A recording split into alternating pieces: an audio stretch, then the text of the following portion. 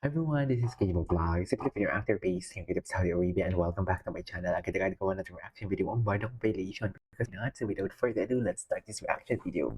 Ano meron? Oh my god, ang ginoo. Saan kayo nakatingin? Saan kayo nakatingin mga mami? Ilagay niyo ang mga mata niyo sa lugar. Kasi kay Barbie yung lahat yan. Yes. Ang gwapo talaga ni mga ni David. Sa totoo lang. Bagay na bagay talaga sila ni Barbie. Manood lang tayo. Okay. Manood lang kayo dyan for today's video. Ako nang bahala sa inyo.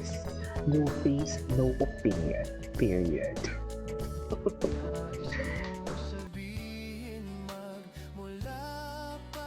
Nakakalungkot lang, no? Ginawa na ni Jim lahat.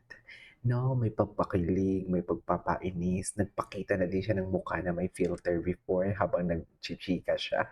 Pero wala pa din. Hindi pa din niya kinayang buwagin ang Bart.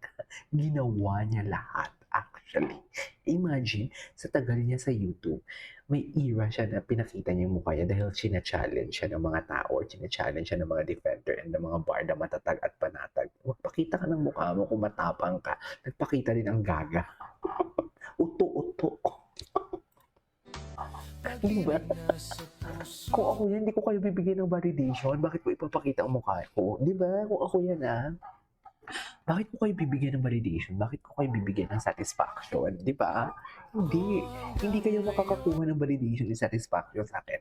Kaya di ba, yun yung sinasabi ko sa inyo. Pagdating kay Barbie and David, kaya galit na galit yung Jim Panot na yan. Kasi nga, di ba, inaano niya, what do you call this, china-challenge niya talaga si Ginoo. Sinasabihan niya talaga na magsalita ka and everything. Eh, hindi talaga binibigyan ng Ginoo ng satisfaction siya. Hindi talaga. Yan yung dapat. Habang hindi mo binibigyan ng satisfaction, mas lalong ano talaga siya, mas lalong manggagalaiti. Sa totoo lang. Ay, gwapo naman ang Ginoo natin ngayon. Okay, what's next? Ito yung Hyrox niya. Andyan din yung cousin ko actually, sumali din. Pero syempre, hindi alam ng cousin ko na nag-vlog ako about sa mga ganitong klaseng chismis. Kaya hindi ko na tinanong. Charis.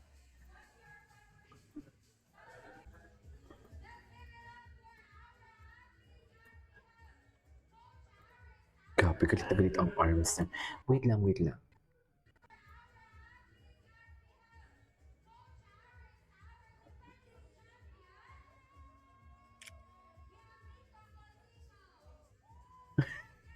Ganun yung reaction niya ba?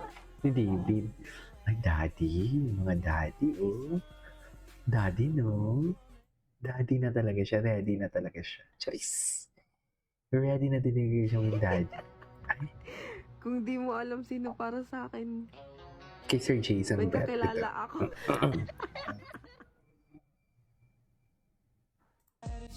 Ay, hello. I really don't know pero parang ang mukha ni David nakaka-enlight.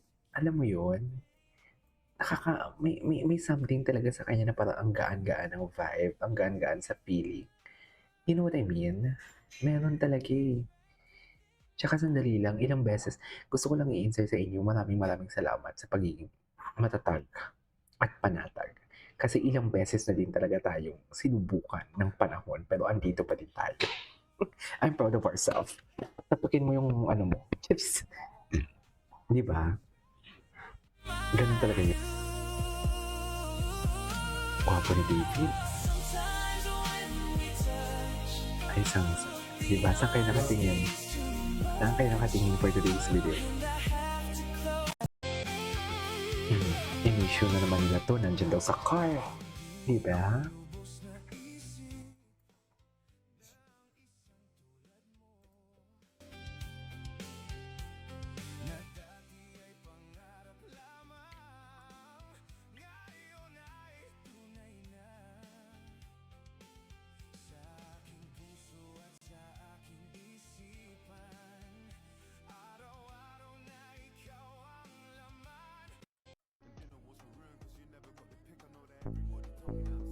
Okay.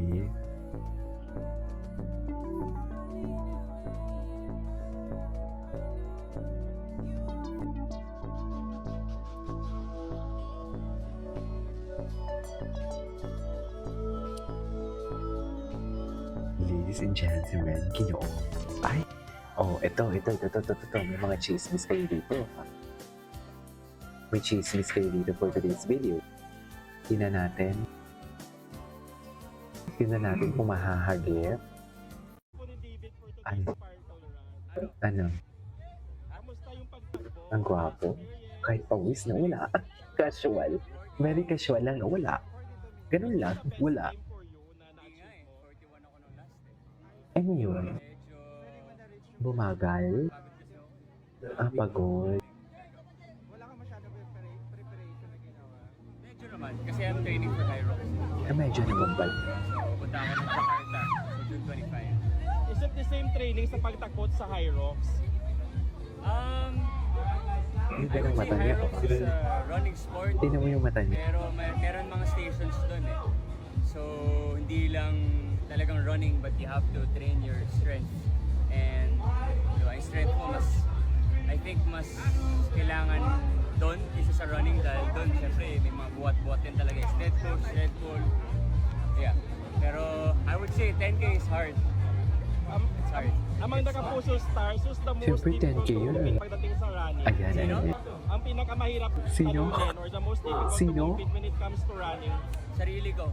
Sarili Kasi ko. kanina nung nasa 8km ako, parang sabi ko, wait, titigil na ba ako? Kasi medyo pagod na ako alam mo yun. Pero pinilit ko lang talaga. Sinasabi ko sa sarili ko na ang lakas ko. So, fans na nagsusuporta sa akin, sobrang thank you. Lahat ng mga tweets nyo binabasa ko, lahat ng mga TikTok na edits na ginagawa niya everyday. Super grateful ako doon. Kaya, ayun, thank you so much.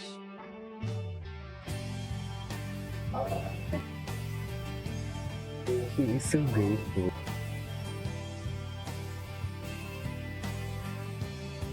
Gusto ko talaga yung pagiging grateful niya actually. Iba talaga siya. Yung pagiging grateful niya, I love it.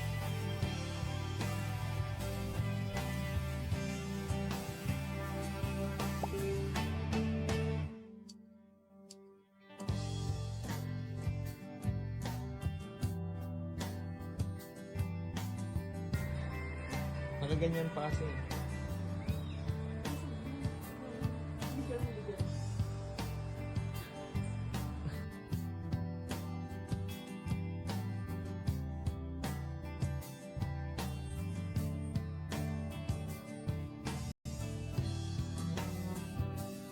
Grateful talaga siya. Anyway, that is all for today's video from Barda. This is Kiva Vlogs. See you on the next vlog. Bye!